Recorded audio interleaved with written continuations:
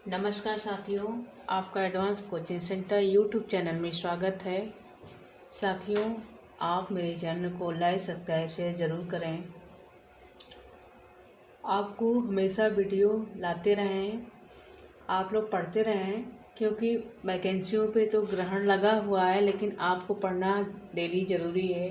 Daily पढ़ते रहिए और इन प्रश्नों की श्रृंखलाएँ जो चल रही हैं उसको आप सॉल्व करते रहिए, ताकि आपको ज़्यादा से ज़्यादा अभ्यास बने और आप ज़्यादा से ज़्यादा परीक्षाओं में अंक हासिल करें। अब मेधावी सूचियों की श्रेणी में ही सिलेक्शन सुनिश्चित होगा, इसलिए हमें लगातार पढ़ते रहना चाहिए। आप लोग हमेशा बने रहें इस चैनल से और रोज़ पूर्व के वीडियो से अपना अभ्यास करते रहें और अपने तरीके से भी पढ़ते रहें।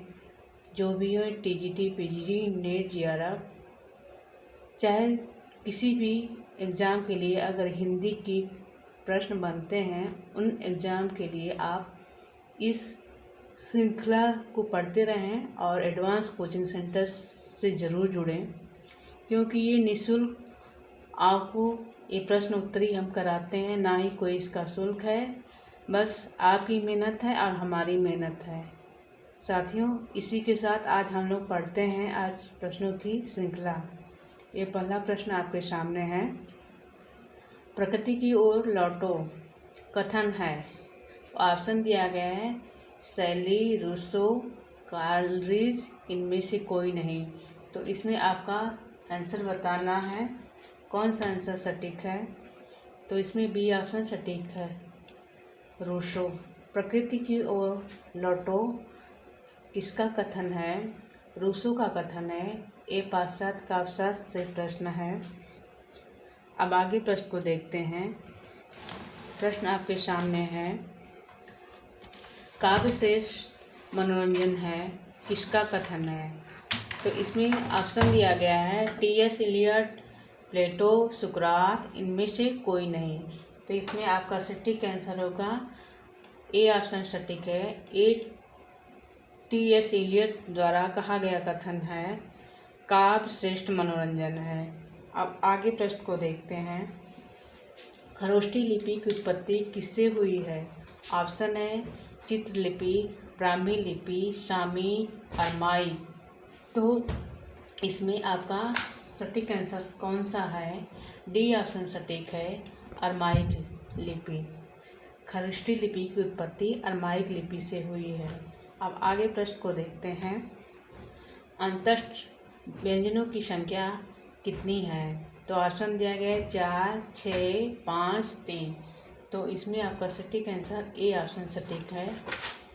अंतस्थ व्यंजन य, र, ल, व 4 हैं। अब आगे प्रश्न को देखते हैं।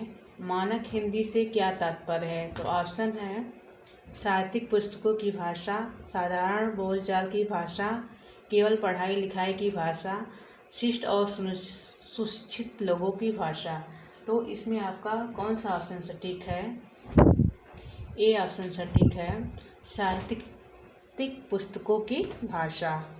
ए ऑप्शन आपका सटीक है। मानक हिंदी से क्या तात्पर्य है? साहित्यिक पुस्तकों की भाषा।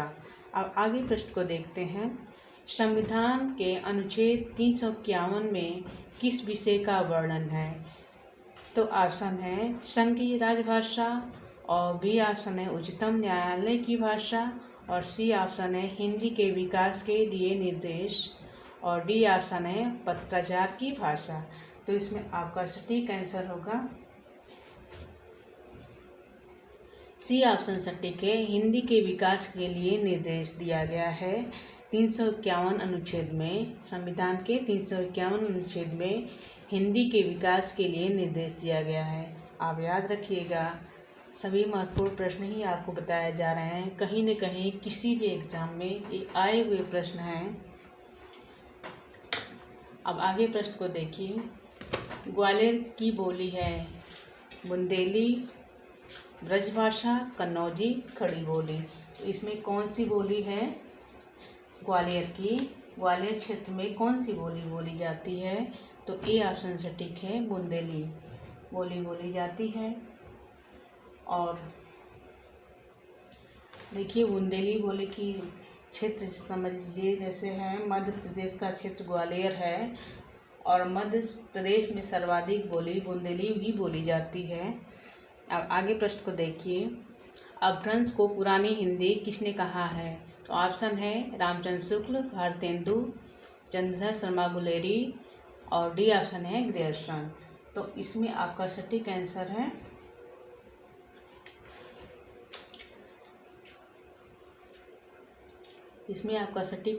डी ऑप्शन सटीक है, ग्रियर्सन। अपभ्रंश को पुरानी हिंदी किसने कहा है? डॉक्टर ग्रियर्सन ने ही कहा है। तो अब आगे प्रश्न को देखते हैं। प्रश्न आपके सामने है, संविधान की 8वीं अनुसूची में कौन सी भाषा शामिल नहीं है? तो देखिए ऑप्शन दिया गया है कौन सी भाषाएं हैं इसमें। बोडो है, मैथिली है, भोजपुरी है, डोगरी है। तो इसमें आपका सटीक आंसर होगा सी ऑप्शन सटीक है, भोजपुरी। 22 भाषाएं हैं जिसमें भोजपुरी को शामिल नहीं किया गया है और जो ऑप्शन इसमें दिए गए हैं इसमें सभी शामिल है, लेकिन भोजपुरी को अभी स्थान नहीं मिला है। अब आगे प्रश्न को देखते हैं। प्रश्न है, मालती माधव किसकी रचना है? तो भवभूति, श्रीहर्ष, दंडी, भारवी। तो इसमें आपका ए ऑप्शन सटीक है, भवभूति। अब आगे प्रश्न को देखते हैं। रोला छंद के प्रत्येक चरण में कितनी मात्राएं होती हैं? तो ऑप्शन दिया गया 28 है, 24 है, 26 है और 16 है। तो इसमें आपका सटीक आंसर होगा 24 मात्राएं होती हैं। किसमें होती हैं? रोला छंद के प्रत्येक चरण में। अब आगे प्रश्न को देखते हैं। द्वापर किसकी कृति है? प्रसिद्ध कृति किसकी है? तो ऑप्शन दिया गया रामनरेश त्रिपाठी, मैथिली शरण गुप्त, निराला और महादेवी वर्मा। तो इसमें आपका सटीक आंसर है मैथिली शरण गुप्त की ही रचना है। द्वापर, यशोधरा, कैकेयी का अनुताप। और देखिए इनकी जो है मैथिली शरण गुप्त हैं, मधुप और दद्दा उपनाम से इनकी उपाधि भी मिली, इनको इसी नाम से जाना भी जाता है। और आगे प्रश्न को देखते हैं। भाषा की प्रवृत्ति कैसी होती है? तो ऑप्शन है सरल से कठिन की ओर और बी ऑप्शन है कठिन से सरल और सी ऑप्शन है दोनों, इनमें से कोई नहीं। तो इसमें ए ऑप्शन सटीक है, भाषा की प्रवृत्ति सरल से कठिन की ओर होती है। अब आगे प्रश्न को देखते हैं। प्रश्न है, प्रेमचंद घर में शीर्षक से प्रेमचंद की जीवनी किसने लिखी है? तो ऑप्शन है अमृत राय, शिवरानी देवी, मृदुला गर्ग और डी ऑप्शन है प्रेमचंद। तो इसमें आपका सटीक आंसर है बी ऑप्शन सटीक है, शिवरानी। यहाँ देवी होगा, समझ लीजिएगा प्रिंटिंग मिस्टेक हो गई। देवी, शिवरानी देवी प्रेमचंद की पत्नी थी। इन्होंने ही प्रेमचंद की जीवनी लिखी है प्रेमचंद घर में शीर्षक नाम देकर। अब याद रखेंगे। अब आगे प्रश्न को देखते हैं। बटवृक्ष की छाया में जीवनी किसके जीवन पर आधारित है? तो ऑप्शन है अमृत राय, कुमुद नागर और सी ऑप्शन है अमृतलाल नागर और डी ऑप्शन है शरदचंद्र। तो इसमें आपका सटीक आंसर होगा सी ऑप्शन सटीक है, अमृतलाल नागर। अमृतलाल नागर इनके पुत्र थे। बटवृक्ष की छाया में अपने पिता अमृतलाल नागर की 4 पीढ़ियों की गाथा अंकित की है अमृतलाल नागर ने। और बटवृक्ष की छाया लिखी थी कुमुद नागर ने। कुमुद नागर जो हैं इसमें देखिए, इसमें जो है बटवृक्ष की छाया में जीवनी किसने किसके जीवन पे आधारित लिखी गई है जीवनी? तो ये इसमें ऑप्शन जो दिया गया है अमृतलाल नागर हैं। तो ये जो हैं बटवृक्ष छाया लिखी हैं जीवनी कुमुद नागर जो हैं उन्हीं पे आधारित मतलब उनकी जीवनी को लेकर ही इन्होंने लिखा था। ठीक है, अब आगे प्रश्न को देखते हैं। अब प्रश्न है, माटी की मूर्तें किस विधा से संबंधित है? तो ऑप्शन दिया गया है आत्मकथा, कहानी, रेखाचित्र, संस्मरण। तो इसमें आपका सटीक आंसर है सी ऑप्शन सटीक है, रेखाचित्र हैं।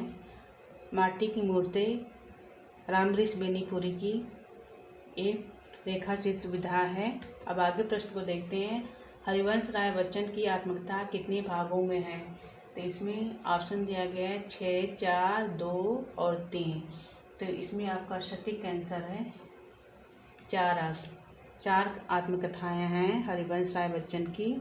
अब आगे प्रश्न को देखते हैं, तरुण के स्वप्न आत्मकथा के लेखक हैं? तो ऑप्शन है महात्मा गांधी, सुभाष चंद्र बोस, राजेंद्र प्रसाद, सरदार पटेल। तो इसमें आपका सटीक आंसर होगा बी ऑप्शन सटीक है, सुभाष चंद्र बोस तरुण के स्वप्न आत्मकथा के लेखक हैं। अब आगे प्रश्न को देखते हैं, लखनऊ में प्रगतिशील संघ के प्रथम अधिवेशन की अध्यक्षता किसने की? तो ऑप्शन दिया गया है रामधारी सिंह दिनकर, प्रेमचंद, सुमित्रा नंदन पंत, श्याम सुंदर दास। तो इसमें आपका सटीक आंसर होगा बी ऑप्शन सटीक है, प्रेमचंद ने ही प्रथम अधिवेशन की अध्यक्षता की थी। अब आगे प्रश्न को देखते हैं, श्री गुरु ग्रंथ साहब का संकलन किसने किया था? तो ऑप्शन है गुरु अर्जुन देव, गुरु नानक देव, गुरु गोविंद सिंह, गुरु हरगोविंद। तो इसमें ए ऑप्शन सटीक है, गुरु अर्जुन देव। अब आगे प्रश्न को देखते हैं, पुरुष विकास क्रम में नारी से पीछे है, जिस दिन वह भी पूर्ण विकास तक पहुँचेगा वह स्त्री हो जाएगा। तो यह कथन जो है महत्वपूर्ण कथन, उपरोक्त कथन, इसमें एक लाइन और बढ़ाना था। उपरोक्त कथन प्रेमचंद के किस उपन्यास में कहा गया है? आप लोग सुन के इस प्रश्न को समझ लीजिएगा। ये प्रश्न है, पुरुष विकास क्रम में नारी से पीछे है, जिस दिन वह भी पूर्ण विकास तक पहुँचेगा वह स्त्री हो जाएगा। उपरोक्त कथन प्रेमचंद के अपने किस उपन्यास में कहा गया है, यानी प्रेमचंद ने अपने किस उपन्यास में ये बात कही है? तो ऑप्शन है कर्मभूमि, गोदान, निर्मला, गमन। तो यह जो है महत्वपूर्ण कथन, यह ये ऑप्शन सटीक है, कर्मभूमि प्रेमचंद का जो उपन्यास है उसमें यही बात कही गई है। कथन से प्रश्न बनते हैं आपके नेट JRF में, तो आप इसे ध्यान देंगे। प्रेमचंद के वैसे भी उपन्यास महत्वपूर्ण होते हैं, इनसे जरूर कथन बनते हैं। अब आगे प्रश्न को देखते हैं, तन मन की आवाज़ सुनो, जिंदा हो न शमशान बनो, नई शुरुआत करो, जब न समझ में आए तो गुरु की आवाज़ सुनो। तो ये कथन किसका है? यह पंक्ति, महत्वपूर्ण पंक्ति किसकी है? तो ऑप्शन दिया गया है त्रिलोचन है, नरेंद्र शर्मा है, नागार्जुन है और निराला है। तो इसमें आपका बी ऑप्शन सटीक है। ये महत्वपूर्ण जो पंक्ति है नरेंद्र शर्मा के द्वारा लिखी गई है। आप आगे प्रश्न को देखते हैं, कला प्रकृति का अनुकरण करती है। तो ऑप्शन दिया गया है अरस्तु, प्लेटो, सुकरात, कालरीज।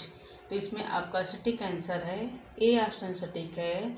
यह महत्वपूर्ण कथन कला प्रकृति का अनुकरण करती है, अरस्तु द्वारा कही गई बात है।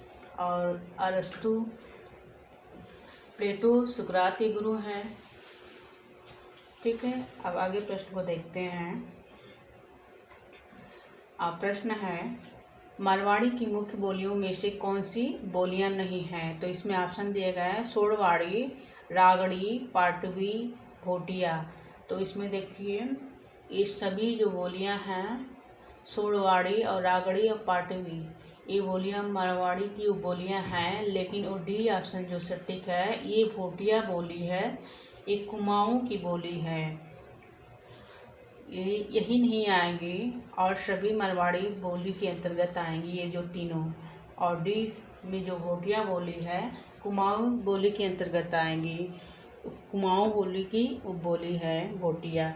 अब आगे प्रश्न को देखते हैं, लरिया खटाई किस क्षेत्र की बोली है? तो इसमें ऑप्शन दिया गया है छत्तीसगढ़ी, कन्नौजी, बघेली और बुंदेली। तो इसमें आपका सटीक आंसर है छत्तीसगढ़ी के क्षेत्र में आएंगी। लड़िया खलटाई बोली जो है इसका क्षेत्र जो है छत्तीसगढ़ी यानी छत्तीसगढ़ के क्षेत्र में आएंगी। बघेली बोली पूर्वी हिंदी की बोली है, तो आप लोग जान ही रहे हैं। अब आगे के प्रश्न को देखते हैं। डॉक्टर गिर्श ने राजस्थानी बोलियों के कितने वर्गों में विभाजित किया है? तो ऑप्शन दिया गया है 5, 4, 3, 2। तो इसमें आपका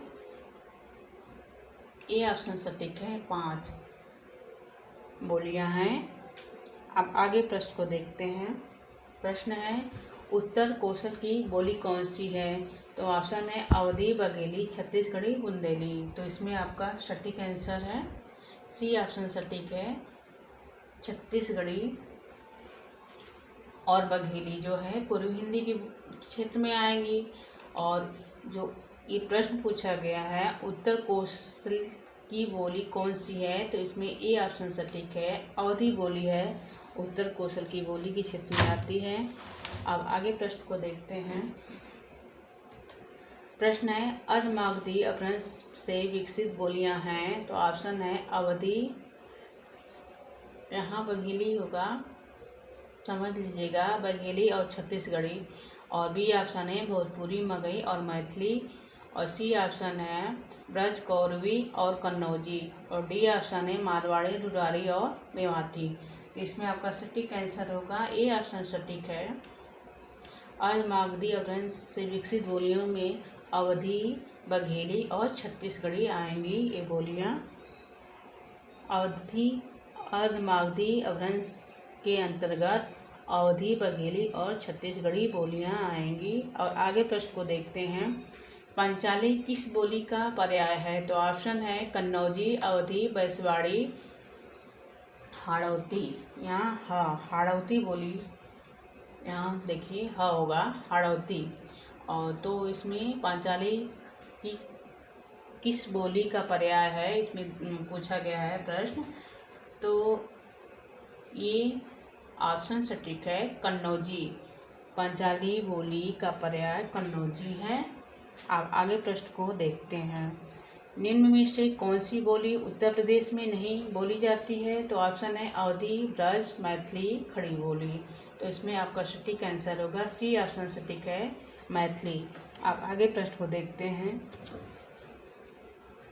साथियों, ये प्रश्नों की श्रृंखला का आज का अंतिम प्रश्न है आपके सामने। आप लोग लगातार अभ्यास करते रहिए और हमारे चैनल को लाइक, सब्सक्राइब, शेयर करना ना भूलें। साथियों, अपना अध्ययन करते रहिए। नमस्कार, धन्यवाद। अब मिलते हैं अगले वीडियो में।